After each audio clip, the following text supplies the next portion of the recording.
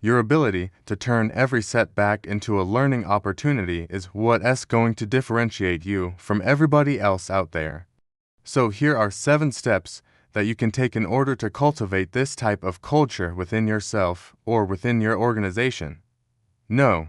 1. Question everything. As I mentioned in my last video, we need to move away from having an unquestioned mindset. We need to start thinking critically about our processes and our actions and really question whether they're adding value or not. This is gonna be uncomfortable because for most of our lives we've been rewarded for following instructions. And so when we're kids, we get told by our parents and teachers and other role models to do certain things a certain way and we do it. And then when we follow those instructions, we get a reward. It could be as simple as getting a gold star on a homework assignment. It could be getting good grades. It could be being promoted at work.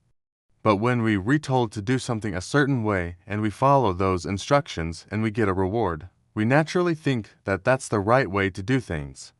And so we don't question it, and we carry that behavior with us throughout our adult lives. And it's only when we become leaders ourselves that we get told to do things a certain way because we used to be so good at following instructions, but we never questioned whether there was a better way. So when we become leaders, people tell us to lead a certain way, manage a certain way, to structure organizations a certain way. But if we don't question those assumptions and we just blindly follow them, it's likely that those are outdated and no longer serve us well.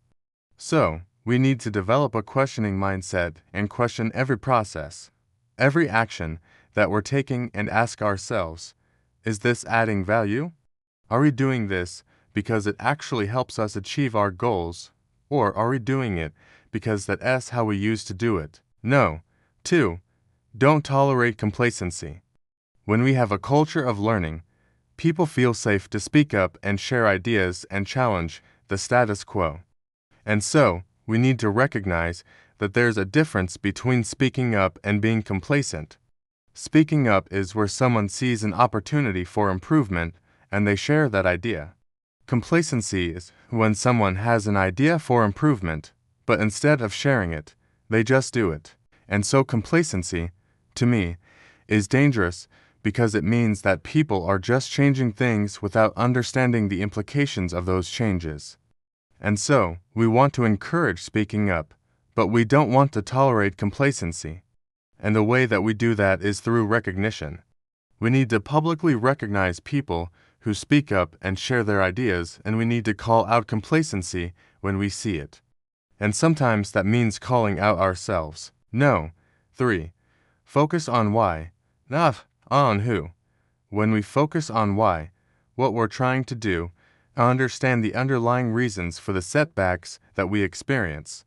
Because if we understand why something happened, then we can change it, we can improve it.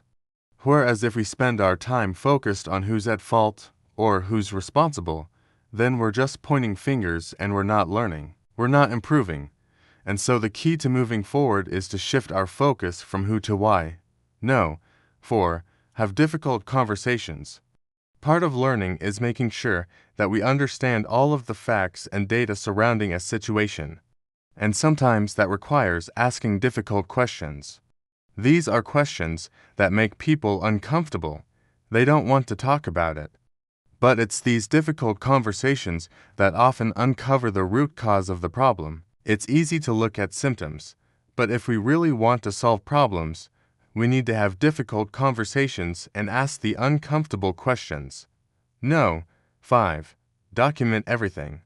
In a culture of learning, we want to capture our experiences, both our successes and our failures, and we want to document them so that we can learn from them and share those lessons with others. There's a couple of ways that we can do this. One is through after-action reviews. After-action reviews are facilitated discussions where we bring together a cross-functional team of people who worked on a project or an initiative, and we ask them to reflect on what went well, what didn't go well, and what can we learn for next time. Another way of documenting our experiences is to maintain a failure log. A failure log is simply a log of all the failures that we experience. and each failure should include the reason for the failure, the impact of the failure, and what we're going to do to prevent it from happening again. No. 6. Share best practices. The whole point of learning from our experiences is so that we can apply those lessons to future situations. And the way that we do that is by sharing best practices. Best practices are simply the things that we did that helped us succeed, and we need to share those best practices across our organization so that everyone is aware of them and can leverage them in their own work. There are 2 ways that we can share best practices. One is through storytelling.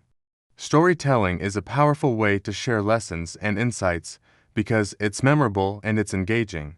Stories help us to understand complex concepts, and they help us to remember those concepts over time. The other way that we can share best practices is through creating a knowledge base. A knowledge base is a centralized repository of information that captures our best practices and lessons learned. It's important to note that a knowledge base isn't just a place where we dump documents. It's an active living thing that needs to be updated regularly. And no. 7. Reward risk-taking. Finally, in order to foster a culture of learning, we need to reward risk-taking. We need to recognize that not all risks will pay off, and that's okay. What's important is that we learn from our mistakes, and we use that learning to improve our future decisions. And so, we need to celebrate people who are willing to take risks and share their ideas, and also recognize that sometimes those ideas aren't gonna pan out, and that's okay too. But we want to create an environment where people feel comfortable sharing those ideas and taking those risks because we know that it's gonna lead to better decisions in the future. In summary, in today's rapidly changing world, it's more important than ever for us to be able to adapt quickly and to be able to learn from our setbacks. When we have a culture of learning, we're able to use our setbacks as opportunities to improve, and we're able to move forward more quickly. So let's embrace a culture of learning and use it to our advantage.